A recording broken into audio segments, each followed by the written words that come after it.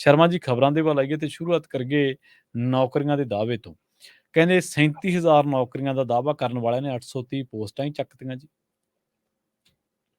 ਬਿਲਕੁਲ ਜੀ, ਪੰਜਾਬ ਸਰਕਾਰ ਸਮੇਂ-ਸਮੇਂ ਇਸ਼ਤਿਹਾਰਾਂ ਦੇ ਰਾਹੀਂ, ਟਵੀਟ ਦੇ ਰਾਹੀਂ ਜਾਂ ਹਾਲ ਹੀ 'ਚ ਜਿਹੜੀ 1 ਨਵੰਬਰ ਵਾਲੀ ਬਹਿਸ ਰੱਖੀ ਸੀ, ਉਸ ਦਿਨ ਵੀ ਮੁੱਖ ਮੰਤਰੀ ਸਾਹਿਬ ਨੇ ਗਿਣਾਇਆ ਕਿ ਅਸੀਂ 37,000 ਨੌਕਰੀਆਂ ਹੁਣ ਤੱਕ ਦੇ ਤੀਆਂ। ਸੋ ਇਸ ਹਵਾਲੇ ਨਾਲ ਉਹ ਸਮੇਂ-ਸਮੇਂ ਇਹ ਗੱਲਾਂ ਗਿਣਾਉਂਦੇ ਰਹੇ ਨੇ ਕਿ ਅਸੀਂ ਹੁਣ ਤੱਕ ਇੰਨੀਆਂ ਨੌਕਰੀਆਂ ਦੇ ਚੁੱਕੇ ਹਾਂ। ਤੇ ਪਰ ਮੈਂ ਕਹਿੰਦਾ ਜੇ ਤੁਸੀਂ ਨੌਕਰੀਆਂ ਦੇਣ ਦੀ ਗੱਲ ਕਰਦੇ ਹੋ ਤਾਂ ਆਹ ਜਿਹੜੀਆਂ ਨੌਕਰੀਆਂ ਹੋਰ ਮਿਲਣ ਦੀ ਉਮੀਦ ਹੈਗੀ ਸੀ, ਤੁਸੀਂ ਤਾਂ ਉਹ ਵੀ ਖਾ ਗਏ। ਅੱਜ ਦੀ ਤਰੀਕ ਦੇ ਵਿੱਚ ਇਹ ਅੰਕੜੇ ਸਾਹਮਣੇ ਆ ਰਹੇ ਨੇ ਕਿ ਪੰਜਾਬ ਸਰਕਾਰ ਨੇ ਇੱਕ ਪ੍ਰਿੰਟਿੰਗ ਸਟੇਸ਼ਨਰੀ ਵਿਭਾਗ 'ਚ 830 ਪੋਸਟਾਂ ਖਤਮ ਕਰਤੀਆਂ। ਜੀ ਜੀ, ਅਜੇ ਇੱਕ ਵਿਭਾਗ ਹੈ ਤੇ ਹੋਰ ਵਿਭਾਗਾਂ 'ਚ ਤਿਆਰੀ ਹੈ। ਅਸਲ ਦੇ ਵਿੱਚ ਇਹਨਾਂ ਨੂੰ ਲੱਗਦਾ ਕਿ ਐਂ ਖਜ਼ਾਨਾ ਭਰ ਜੂਗਾ। ਉਹ ਕਹਿੰਦਾ ਕਿ ਇੱਕ ਕੰਜੂਸ ਪਿਓ ਆਪਣੇ ਨਿਆਣਿਆਂ ਨੂੰ ਕਹਿੰਦਾ ਕਿ ਹਾਂ ਬਈ ਜਿਹੜਾ ਨਿਆਣਾ ਅੱਜ ਰਾਤ ਦੀ ਰੋਟੀ ਨਹੀਂ ਖਾਊਗਾ ਉਹਨੂੰ 5-5 ਰੁਪਈਏ ਮਿਲਣਗੇ।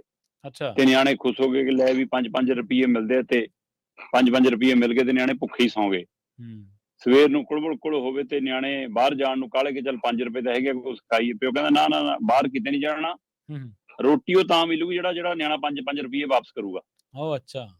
ਸੋ ਹੁਣ ਉਹਨੂੰ ਲੱਗਦਾ ਕਿ ਮੈਂ 5 ਰੁਪਈਏ ਵੀ ਬਚਾ ਲਏ ਤੇ ਇੱਕ ਟਾਈਮ ਦੀ ਰੋਟੀ ਵੀ ਬਚਾ ਲਈ। ਸੋ ਉਹ ਹਾਲ ਹੁਣ ਸਰਕਾਰਾਂ ਦਾ ਹੋ ਗਿਆ ਕਿ ਐਂ ਪੋਸਟਾਂ ਖਤਮ ਕਰਕੇ ਹੀ ਤੁਸੀਂ ਸੋਚਦੇ ਹੋ ਕਿ ਪੈਸੇ ਵੱਧ ਜਾਣਗੇ।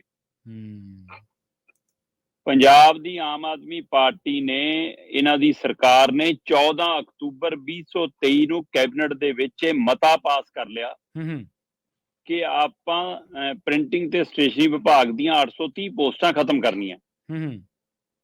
ਤੇ ਅਗਲਿਆਂ ਨੇ 14 ਅਕਤੂਬਰ ਦਾ ਪਾਸ ਕੀਤਾ ਹੋਇਆ ਮਤਾ 31 ਅਕਤੂਬਰ ਤੱਕ ਹਵਾ ਨਹੀਂ ਲੱਗਣ ਦਿੱਤਾ, ਕਿਸੇ ਨੂੰ ਪਤਾ ਹੀ ਨਹੀਂ ਲੱਗਣ ਦਿੱਤਾ। ਜਦੋਂ ਕੈਬਨਿਟ ਦੀ ਬੈਠਕ ਦੀ ਸਮੀਖਿਆ ਹੁੰਦੀ ਹੈ ਤਾਂ ਉਹਦੇ ਵਿੱਚ ਕੀ ਪਾਸ ਕੀਤਾ, ਕੀ ਉਹਦਾ ਦੱਸਿਆ ਜਾਂਦਾ, ਜਾਣਕਾਰੀ ਦਿੱਤੀ ਜਾਂਦੀ ਹੈ। ਪਰ ਇਹ ਮਤਾ ਲੁਕੋਗੀ ਸਰਕਾਰ। ਉਹਨਾਂ ਨੂੰ ਲੱਗਿਆ ਕਿ ਲੋਕ ਤਾਂ ਅਣਜਾਣ ਨੇ, ਲੋਕਾਂ ਨੂੰ ਕੀ ਪਤਾ ਲੱਗਣਾ। ਪਰ ਉਸ ਮਤੇ ਨੂੰ ਅਮਲੀ ਜਾਮਾ ਪਹਿਨਾਉਣ ਲਈ ਨੋਟੀਫਿਕੇਸ਼ਨ ਕਰਨਾ ਪੈਣਾ ਸੀ।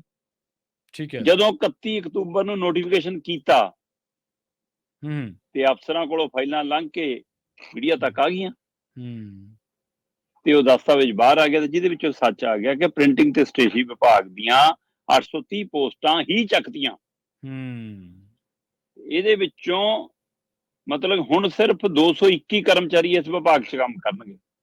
ਠੀਕ ਹੈ। ਜਿਹੜੇ ਕਹਿੰਦੇ ਸੀ ਸਰਕਾਰੀ ਨੌਕਰੀਆਂ ਦਵਾਂਗੇ, ਪੱਕੀਆਂ ਨੌਕਰੀਆਂ ਦਵਾਂਗੇ, ਉਹ ਕਹਿੰਦੇ ਜੀ ਸਟੇਸ਼ਨਰੀ ਦਾ ਕੰਮ ਹੁਣ ਆਊਟਸੋਰਸਿੰਗ ਰਾਹੀਂ ਹੁੰਦਾ ਨਾ। ਉਹ ਅੱਛਾ।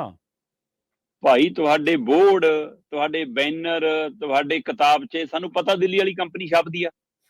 ਦਿੱਲੀ ਵਾਲੀ ਕੰਪਨੀ ਨੂੰ ਠੇਕਾ ਦਿੱਤਾ ਤੇ ਪਰ ਇਹਦਾ ਮਤਲਬ ਇਹ ਥੋੜਾ ਤੁਸੀਂ ਪੰਜਾਬ ਦੇ ਲੋਕਾਂ ਦਾ ਰੁਜ਼ਗਾਰ ਹੀ ਖਾ ਲਓ। ਤੁਸੀਂ ਤਾਂ ਖਾਲੀ ਥਾਵਾਂ ਭਰਨੀਆਂ ਸੀ, ਤੁਸੀਂ ਤਾਂ ਨਵੀਆਂ ਨੌਕਰੀਆਂ ਦੇਣੀਆਂ ਸੀ, ਤੁਸੀਂ ਤਾਂ ਪੁਰਾਣੀਆਂ ਵੀ ਖਾਣ ਲੱਗ ਗਏ। ਜੀ ਬਿਲਕੁਲ। ਹੁਣ ਕਹਿੰਦੇ ਜੀ ਕੰਮ ਤਾਂ ਸਾਰਾ ਆਊਟਸੋਰਸਿੰਗ ਰਾਹੀਂ ਹੁੰਦਾ, ਫਿਰ ਇਸ ਲਈ ਨਾ ਬੰਦਿਆਂ ਦੀ ਕੀ ਲੋੜ ਆ। ਮਤਲਬ 79 ਦੇ ਕਰੀਬ ਤਾਂ ਕਲਰਕ ਚੱਕਤੇ। ਠੀਕ ਹੈ ਜੀ।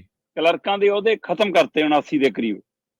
ਇਸੇ ਤਰ੍ਹਾਂ ਇਸੇ ਵਿਭਾਗ ਦੇ ਵਿੱਚ ਟਾਈਪਿਸਟ ਮਕੈਨਿਕ ਸੀ 64। ਉਹ ਪੋਸਟਾਂ ਖਤਮ ਕਰਤੀਆਂ 64 ਦੀਆਂ 64। ਠੀਕ ਹੈ ਜੀ। ਫਿਰ ਇਸੇ ਤਰ੍ਹਾਂ ਮਕੈਨਿਕ ਦੀਆਂ ਸੀਗੀਆਂ 49 ਦੇ ਕਰੀਬ ਪੋਸਟਾਂ, ਉਹ ਖਤਮ ਕਰਤੀਆਂ 49।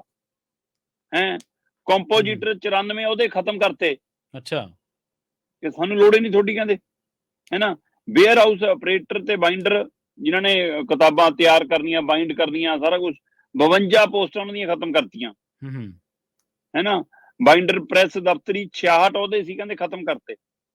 ਸੋ ਇੱਥੋਂ ਅੰਦਾਜ਼ਾ ਲਾ ਲਓ ਕਿ ਇੱਕ ਵਿਭਾਗ ਦਾ ਜੀ, ਤੇ ਬਾਕੀ ਵਿਭਾਗਾਂ ਦੇ ਵੀ ਇਹੋ ਜਿਹੇ ਦਸਤਾਵੇਜ਼ ਸਰਕਾਰ ਤਿਆਰ ਕਰਾ ਰਹੀ ਆ ਕਿ ਜਿਹੜੇ ਵਿਭਾਗ ਚੋਂ ਜਿੰਨੀ ਛੰਟਣੀ ਹੁੰਦੀ ਆ ਕਰ ਦੋ। ਘੱਟ ਕਰਮਚਾਰੀ ਨੇ, ਕੰਮ ਆਪਾਂ ਬਾਹਰੋਂ ਕਰਾਈ ਜਾਓ ਜਿੱਥੋਂ ਮਰਜ਼ੀ ਪ੍ਰਾਈਵੇਟ, ਤੇ ਪ੍ਰਾਈਵੇਟ ਆਪਣੇ ਚਹੇਤਿਆਂ ਨੂੰ ਕੰਮ ਦਿੱਤੇ ਜਾ ਰਹੇ ਨੇ। ਤੇ ਉਹੀ ਭਾਈ ਭਤੀਜਾਵਾਦ ਤੇ ਭਾਈ ਭਤੀਜਾਵਾਦ ਵੀ ਪੰਜਾਬ 'ਚ ਨਹੀਂ ਪੁੱਗ ਰਿਹਾ ਕਿ ਚੱਲ ਪੰਜਾਬ 'ਚ ਕਿਸੇ ਨੂੰ ਪੈਸੇ ਆ ਜਾਣ, ਤਾਂ ਵੀ ਨਹੀਂ, ਪੈਸਾ ਵੀ ਪੰਜਾਬ ਤੋਂ ਬਾਹਰ ਵਾਲਿਆਂ ਨੂੰ ਜਾ ਰਿਹਾ। ਤੇ ਆਹ ਨਵਾਂ ਤਰੀਕਾ ਸਰਕਾਰ ਨੇ ਅਪਣਾਇਆ ਔਰ ਚੋਰੀ ਅਪਣਾਇਆ। ਮੈਂ ਕਹਿੰਦਾ ਠੀਕ ਹੈ, ਤੁਸੀਂ ਕਹਿੰਦੇ ਹੋ, ਤੁਸੀਂ ਇਹ ਕਹਿੰਦੇ ਕਿ ਟੈਕਨੋਲੋਜੀ ਆ ਗਈ ਜੀ, ਪਰ ਇਹੀ ਜਿਹੀ ਟੈਕਨੋਲੋਜੀ ਨੂੰ ਕੀ ਕਰਨਾ ਜੀ ਜਿਹੜਾ ਪੰਜਾਬ ਦੇ ਲੋਕਾਂ ਦਾ ਰੁਜ਼ਗਾਰ ਹੀ ਖਾਵੇ। ਤੇ ਪਰ ਤੁਸੀਂ ਕਹਿੰਦੇ ਹੋ ਨਹੀਂ ਜੀ, ਇੱਥੇ ਤਾਂ ਹਵਾਲਾ ਹੀ ਇਹ ਦਿੱਤਾ ਗਿਆ ਨਾ ਕਿ ਪ੍ਰਿੰਟਿੰਗ ਸਟੇਸ਼ਨਰੀ 'ਚ ਹੁਣ ਕੰਮ ਹੀ ਨਹੀਂ ਹੁੰਦਾ ਜੀ, ਕੰਮ ਬਾਹਰੋਂ ਹੁੰਦਾ। ਜਾਂ ਤਾਂ ਤੁਸੀਂ ਇਹ ਕਹਿੰਦੇ ਕਿ ਭਾਈ ਸਾਡਾ ਜਿਹੜਾ ਹੁਣ ਕੰਪਿਊਟਰ ਟਾਈਪਿਸਟ ਆ ਉਹ ਕੰਪਿਊਟਰ ਆਪਰੇਟਰ 'ਚ ਬਦਲੂਗਾ, ਉਹਨੂੰ 3 ਮਹੀਨੇ ਦਾ ਸਮਾਂ ਦਿੰਦੇ ਆ ਕਿ ਉਹ ਸਿੱਖ ਲਵੇ ਕੰਪਿਊਟਰ ਆਪਰੇਟ ਕਰਨਾ। ਜੀ ਜੀ। ਫਿਰ ਤਾਂ ਸਮਝ ਆਉਂਦੀ ਕਿ ਤੁਹਾਡੀ ਭਾਵਨਾ ਹੈਗੀ ਆ। ਹੂੰ ਜਾਂ ਤੁਸੀਂ ਕਹਿੰਦੇ ਕਿ ਹਾਂ ਅਸੀਂ ਨਵੀਂ ਭਰਤੀ ਕਰਾਂਗੇ ਜੀ, ਉਹ ਇਹਨਾਂ ਨੂੰ ਵੀ ਟ੍ਰੇਨਡ ਕਰਨਗੇ ਤੇ ਇਹ ਕਰਨ, ਪਰ ਤੁਸੀਂ ਤਾਂ 830 ਪੋਸਟਾਂ ਹੀ ਸਦਾ ਲਈ ਖਤਮ ਕਰਤੀਆਂ, ਪਰਮਾਨੈਂਟਲੀ ਖਤਮ, ਇਹ ਉਹਦਿਆਂ ਦੀ ਲੋੜ ਨਹੀਂ। ਹੂੰ ਤੇ ਇਹੋ ਜਿਹੀ ਮੈਨੂੰ ਜਾਣਕਾਰੀ ਮਿਲਦੀ ਹੈ ਕਿ ਹੋਰ ਵਿਭਾਗਾਂ ਤੋਂ ਵੀ ਡਾਕੂਮੈਂਟ ਮੰਗੇ ਜਾ ਰਹੇ ਨੇ ਤਾਂ ਕਿ ਕਰਮਚਾਰੀ ਘੱਟ ਕਰਕੇ ਤਨਖਾਹਾਂ ਬਚਣਗੀਆਂ, ਉਹਦੇ ਖਤਮ ਕਰਕੇ ਭਰਤੀ ਨਹੀਂ ਕਰਨੀ ਪਊਗੀ।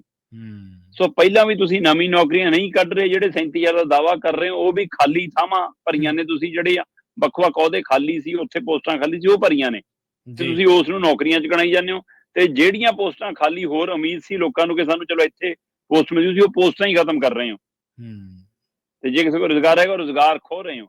ਸੋ 830 ਪੋਸਟਾਂ ਸਰਕਾਰ ਨੇ ਇੱਕ ਵਿਭਾਗ 'ਚ ਖਤਮ ਕਰਤੀਆਂ ਤੇ ਗੁਪਤ ਨੋਟੀਫਿਕੇਸ਼ਨ ਨਾਲ ਖਤਮ ਕੀਤੀਆਂ, ਤੇ ਆਉਂਦੇ ਦਿਨਾਂ 'ਚ ਹੋਰ ਵਿਭਾਗਾਂ 'ਚ ਇਹ ਜਿਹਾ ਹੋਣ ਵਾਲਾ। ਸੋ ਹੁਣ ਦੇਖਦੇ ਹਾਂ ਜੀ, ਯੂਨੀਅਨਾਂ, ਵਿਰੋਧੀ ਧਿਰ ਦੇ ਲੀਡਰ ਹੈ ਜਾਂ ਅਧਿਕਾਰੀ ਮੁਲਾਜ਼ਮ ਜਥੇਬੰਦੀਆਂ ਕੋਈ ਕੁਛ ਕਰਦੀਆਂ ਨੇ ਜਾਂ ਸਾਰੀਆਂ ਚੁੱਪ ਰਹਿਣਗੀਆਂ।